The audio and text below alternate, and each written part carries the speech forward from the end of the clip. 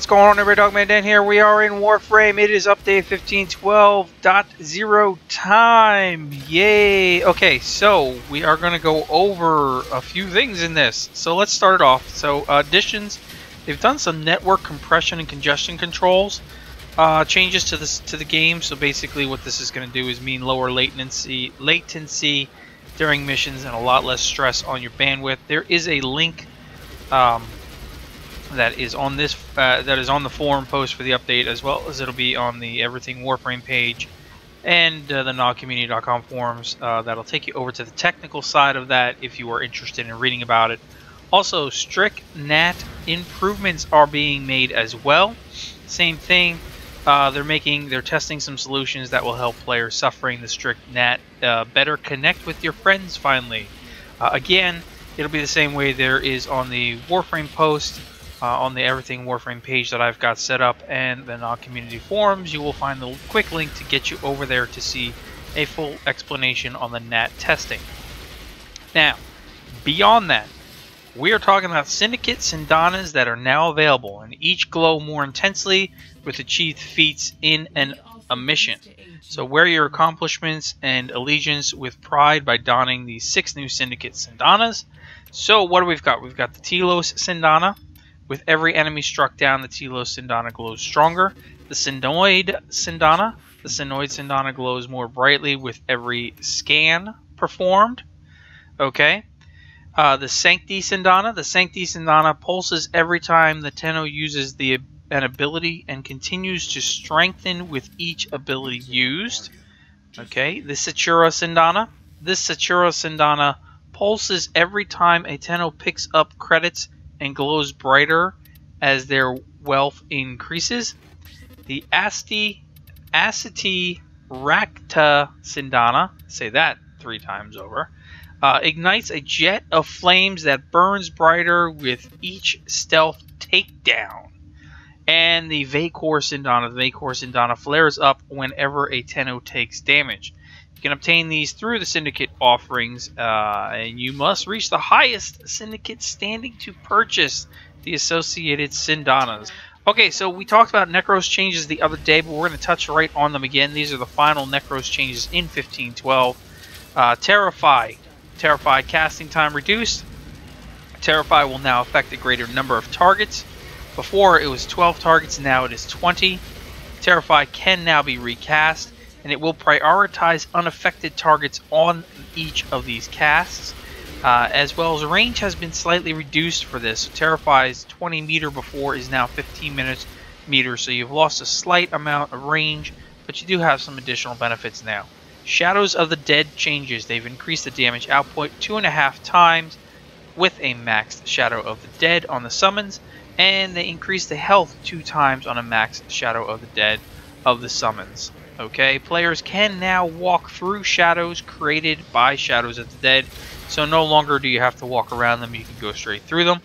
Soul Punch changes can be cast from any direction orientation, meaning the Nekros doesn't have to orientate himself to cast on selected targets. Some other changes here: weapons that are tradable can no longer receive login reward XP. They finally fixed that. And to reduce the bloom values in the Dojo Tenno lab. Okay, and then we have some slight fixes here. Some spelling errors on the Saren's regenerative molt augment. Fixed Itzal's Archman Codex entry. Fixed an issue caused by hosts inviting players to a party when set to friends only, while party members are set to public. Fixed performance issues caused when moving through connecting rooms on Corpus Outpost. Fixed players' weapons still appearing on the ground after they've been disarmed by the Grineer Drakmaster just before exiting and rejoining the mission in progress.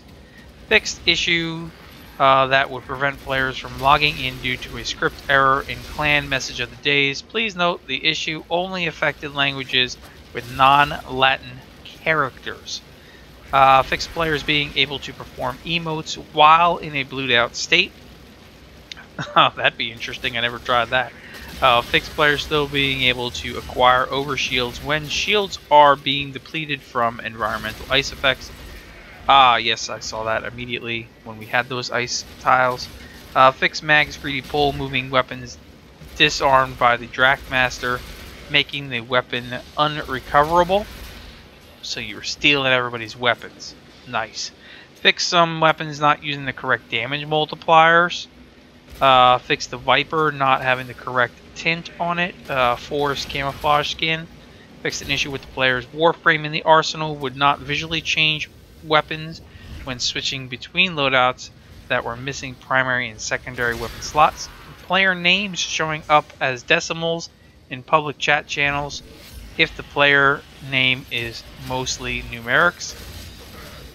Fix for Captain Vor falling through slopes when teleporting.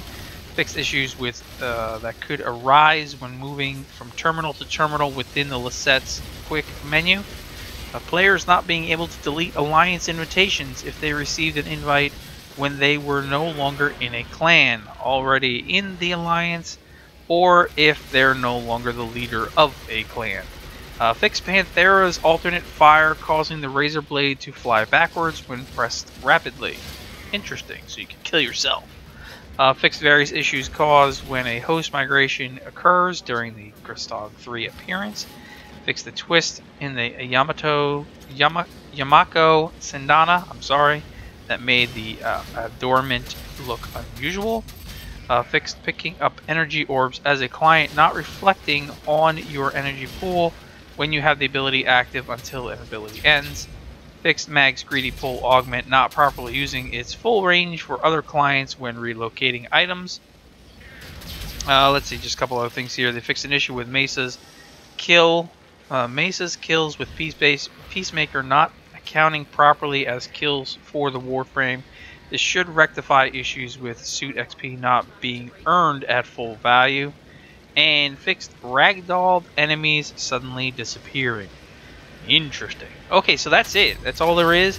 I'm going to play around with the Syndanas. Well, so that's our next big thing to look through. Obviously, there's some tweaks or some nice things about them. But, I mean, I think they're just there for the show. They don't actually do anything other than, you know, what they glow brighter every time. But, hey, you know, it's something.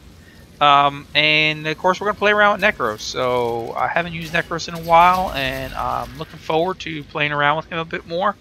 And we'll definitely come up with a new updated build, and we'll have that out. So if you have any comments or questions, please do leave them below. Otherwise, I'll catch you guys in the next episode. Thanks for watching as always. We'll see you soon.